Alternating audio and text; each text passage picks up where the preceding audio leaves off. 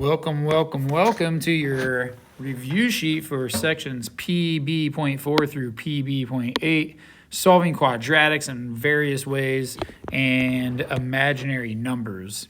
So on these first three problems, we're not solving, we are just saying how many and what type of solutions there are going to be. So we use only the part under the square root of quadratic formula.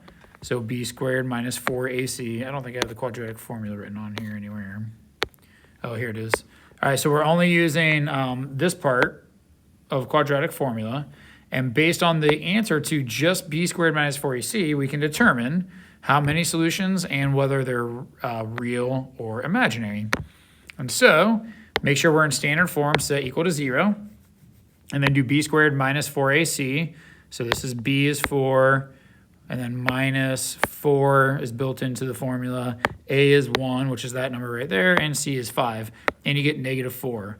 If the number under the square root is a negative number, square roots of negative numbers are where imaginary solutions come from. So you'll get two imaginary solutions in that situation. Okay, you can look at the work here. First, in the green, I set this equation equal to 0. Then do b squared minus 4ac. I got a positive number, which means you get two real solutions. And then the last one, again, set equal to 0, which it already is, b squared minus 4ac. When b squared minus 4ac equals 0, that's when you get one real solution, because in quadratic formula, coming back down here, this number equals 0, and so you do something plus 0 and something minus 0, and you divide those by a 2a. But if you add 0 or subtract 0, you get the same thing twice. And so you kind of get two solutions, but it's the same solution twice, so we say one real solution. All right, on number 4, be careful with a problem like this. The parentheses are only there to separate the two different complex numbers that are being added together. These parentheses are actually kind of pointless. Like they could be in the problem or not be in the problem. The problem would be done the same way. So this is not a multiplication problem. This is addition. And all you have to do is add essentially what are like terms. The real numbers, 2 plus 4 is 6, and the imaginary parts, which is 13 minus 5i to get 8i. And that's positive, so 6 plus 8i. If this is a minus sign, just be careful and make sure you make this negative 4 and then positive 5i. If that's a subtraction symbol, you have to distribute it to the terms that are in there. Now this one is multiplication. So it's doubly distributive property. I took the purple number and distributed it and got these two purple numbers. Took the orange highlighted number and distributed it to get these two orange numbers. And then I combined these two, because they're like terms, to get negative I, because negative 9 plus 8 is negative 1. The 12 stayed 12, but then here I squared, remember, is negative 1. So that means negative 6i squared is the same as negative 6 times negative 1, which is positive 6. So this thing right here turns into a positive 6, and then you can combine that with the 12 to get 18, and then the minus I stayed minus I. And so that's how you FOIL, or what I call double distributive property. We distribute the 3 first, then we distribute the 2i. Okay, solve by factoring. So double bubble. When your leading coefficient is 1, that's the easiest version because you look for two numbers that multiply to get 6 and add to get negative 5, and that is negative 3 and negative 2. And then you set each bubble equal to 0. And you can either do this by showing it or just figure out in your head what number makes this bubble 0, what number makes that bubble 0, and you get 3 and 2 for your solutions there. Before you double bubble, get it set equal to 0. And then this double bubbling is the same. You can just look at that work. On number 7, again, get it set equal to 0. But now our double bubbling is a little different because our leading coefficient is not 1. And so you have to put 3x and x here to get 3x squared. The two numbers you put here and here do have to multiply to get 10, but those numbers do not add to get negative 11 anymore. You have to, before you figure out where the negative 11 comes from, you got to distribute the 3x times that, and then the negative 5 times that x, and see if you add to get 11x. Since this times this is negative 6, and this times this is negative 5, you do get negative 11x. So this is the correct factoring. And then you can either do this green and orange part in your head, or if you like to write it out because it helps you, that's fine. let's set each bubble equal to 0, and then solve for x. So from this one, we get 2 because that makes this 0. And in your head, maybe you know that you're adding 5 and then dividing by 3, so you get 5/3. But here are the steps for that. Number 8, kind of similar. Subtract 24 first. Now this one, I threw a GCF in there, a greatest common factor. 2, 8, and 24 are all divisible by 2. So you can take the 2 out first, leaving you with this, because if you distribute the 2, you get 2x squared, 8x minus 24, which is exactly this. And now you can double bubble this. The 2 has no effect on the outcome whatsoever. And now, but our leading coefficient is 1, so we made this problem easier to factor. You can factor it exactly from the purple also. You can double bubble that, but it's easier if you take the 2 out first. And then 6 times negative 2 is negative 12, and 6 minus 2 is 4, which is why those are the numbers we want. Because our leading coefficient is 1, it works that way. And then you get negative 6 from this bubble and 2 from that bubble. So that is solving by factoring.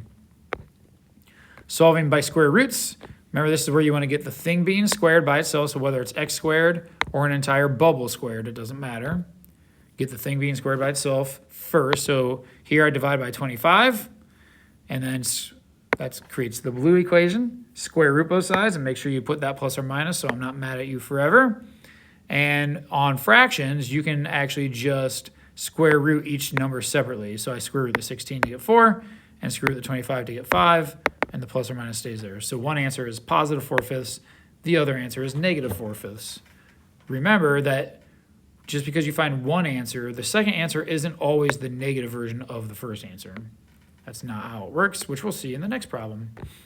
So first, get the bubble squared by itself, because that's what's being squared. So subtract 6, giving us this.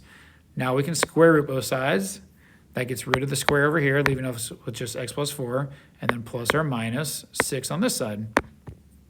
Subtract 4, and now you have to do negative 4 plus 6, which I showed in green, and you have to do negative 4 minus 6, which I showed in purple. And you can see the first answer is 2, the second answer is not negative 2.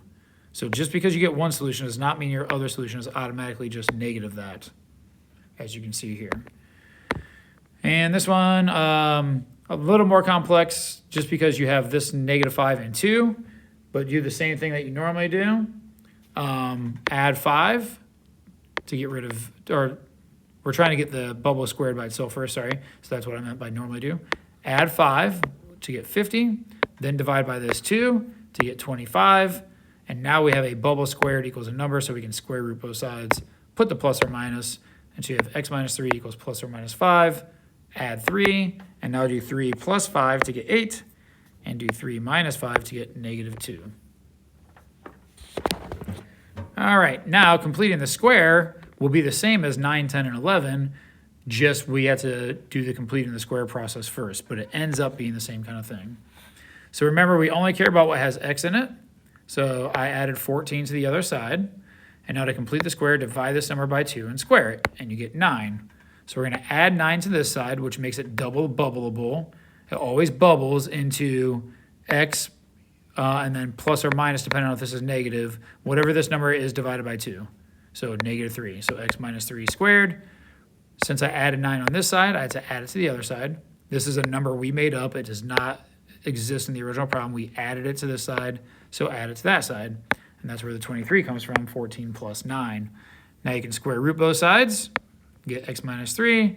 This is not a perfect square, so we just leave it like that. We try to find a perfect square factor and simplify it, but that does not exist for 23. And so after you add 3, you can just write your solutions like that.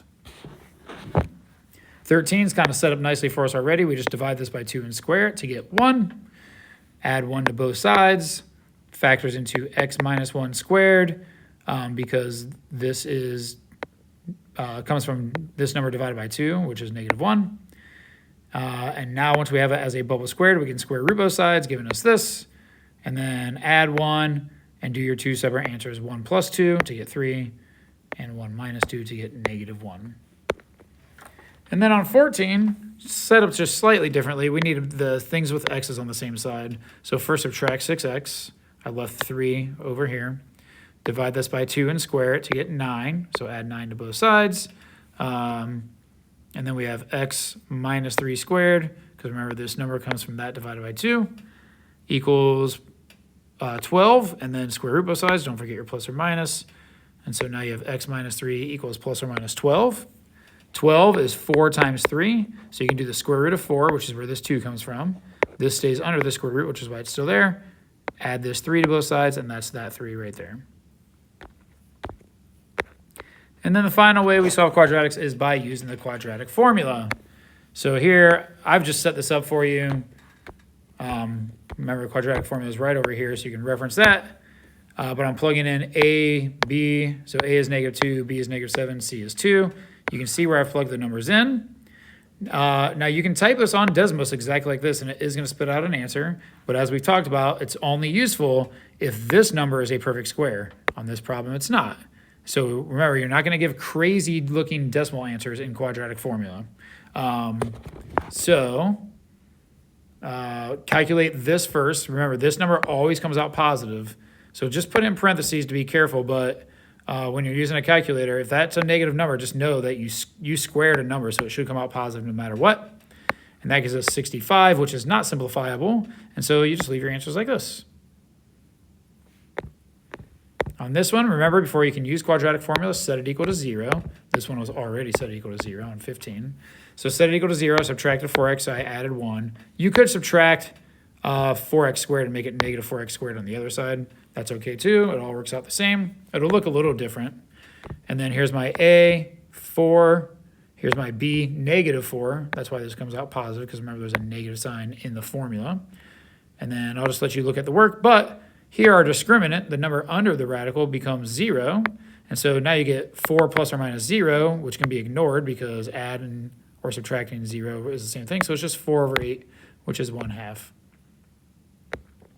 And then finally on 17, I added 2x squared to this side, set up quadratic formula, simplified this by doing -7 squared, multiply these together, you get 49 minus 56, which is -7. So here you get 2 imaginary solutions, but we are going to go one step further than what you see here, which is to get the number I.